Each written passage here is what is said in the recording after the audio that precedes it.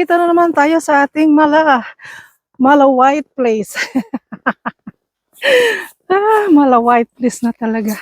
Kumusta kayong lahat, guys? Tara, samahan nyo kami magpa-slide dito sa bundok. At ito nga ang daan papunta doon na napakahirap.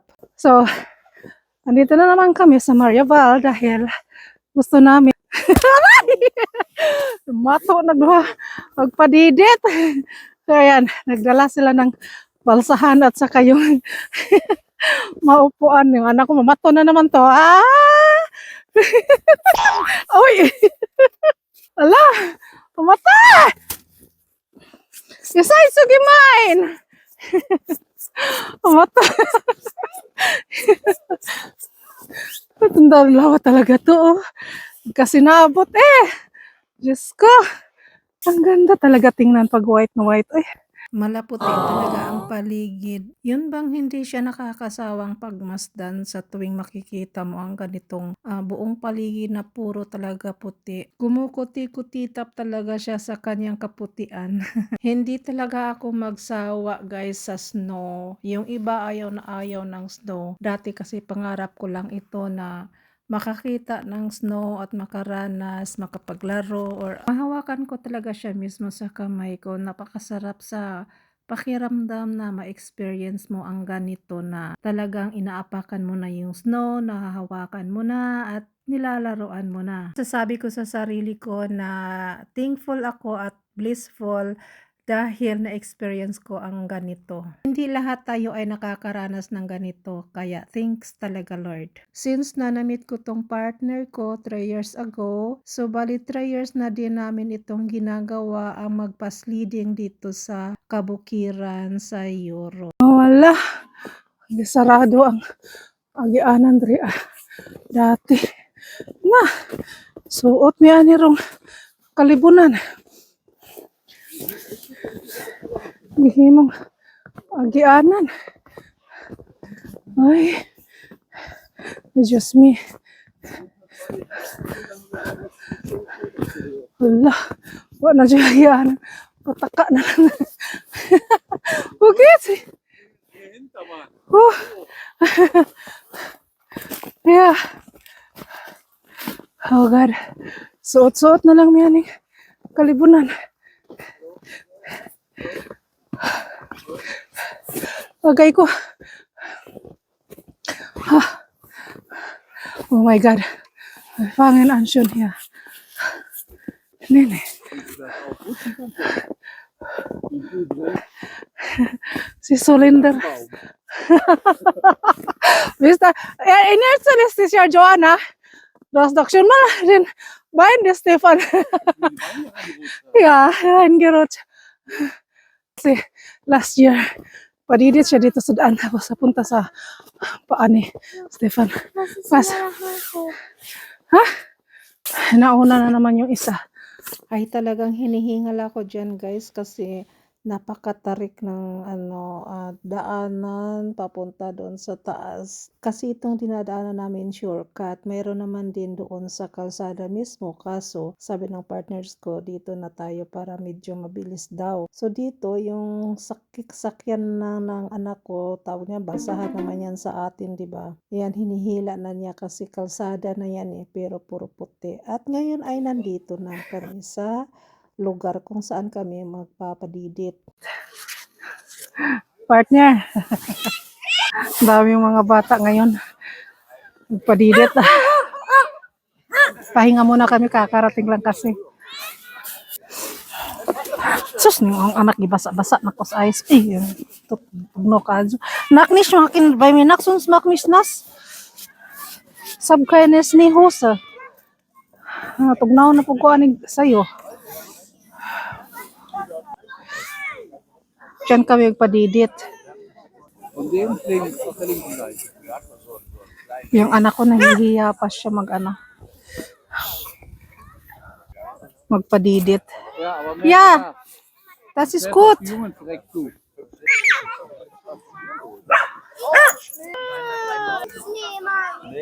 Das sind nicht mehr Leute da. Kinder, up! Wir sind frei. No, natatakot Come! Was? Nein, nur alleine zuerst mal. Keine Kinder da. Mag. Mahiyain talaga kasi ang anak ko kaya ayun tinawag nga niya ako dahil gusto niya na isama akong sumakay. Sabi ko naman siya na muna mag-isa at ako'y magpapahinga muna kasi kakarating lang talaga namin. Bali ayun na nga nakapagpadidit na nga siya at ang mahirap dyan ay ang pabalik sa taas.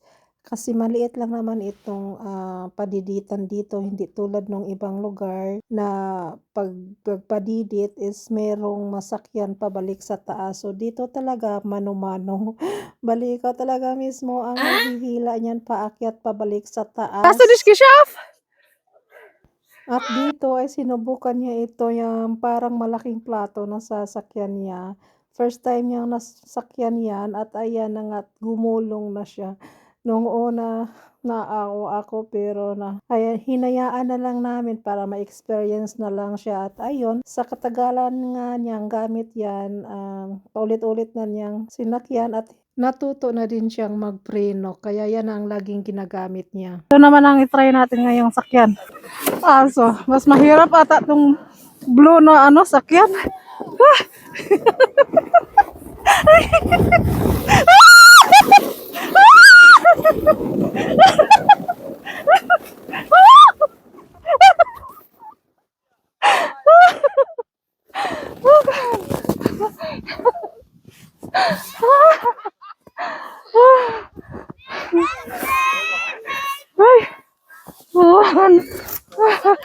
Wow, pati ang nanay sinubukan ding sumakay. First time ko din yang masubukan yan sa pagsakay.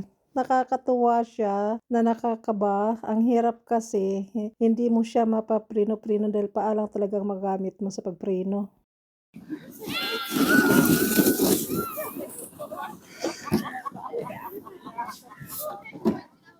Pla. Bahn frei! Komm, da ist frei. Wieder runtergefahren. Ja. Nein.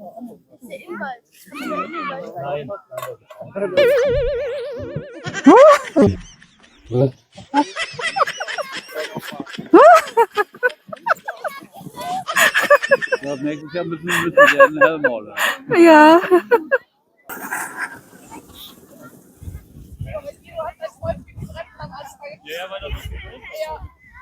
Hui, hui.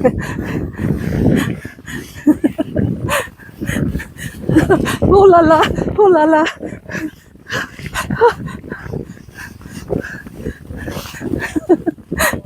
Oh la la. Oh God. Yes! Oh God. Problema nito ang pag-akyat ngayon. Ngayon, magujod ta karon sa atong balsahan. Layo-layo po naman ang akyatan. Gusto niya kasi yung blue.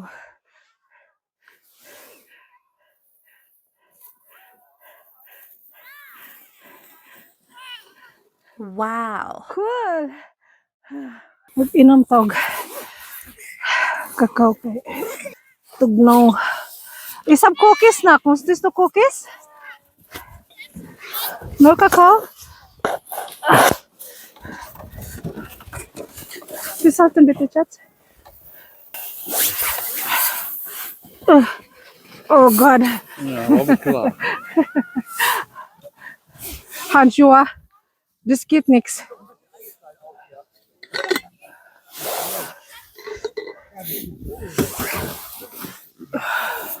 Ich muss festhalten. So. Musstest du auch, Schatz?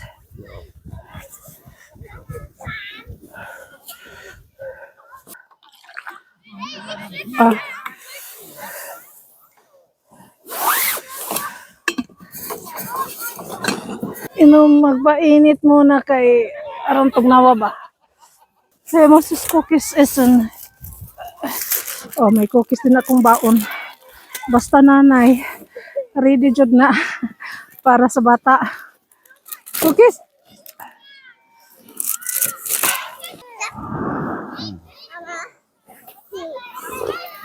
Lang. Ah, hmm? Niks. En altijd lang haaien. Mm, Tjoe. ang init. So yung nandoon sa dulo, yan yung Maria Vald. Wat? It's ready with him. It's ready with him. It's ready with my na kamera. Dat is niet oké. Dat is wel. Ay, klaro ang waris.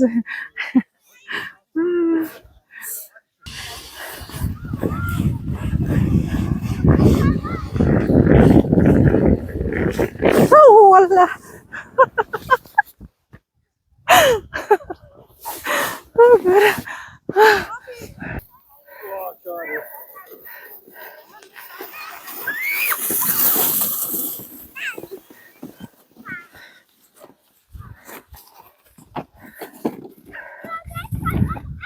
Moet ik gleich aangeschnitten. Ja.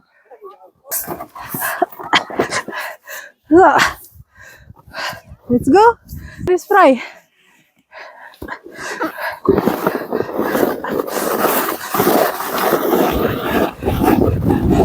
Oh my God.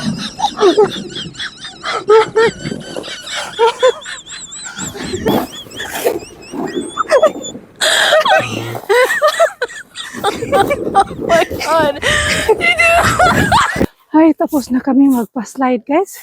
Uuwi na kami at nagugutom na. Tapos sobra ng lamig din. So, unti-unti nang umuwi yung iba. Ang gagawin muna namin ngayon pagkatapos dito magpa-slide is pupunta kami doon sa kantin para kumain ng pananghalian.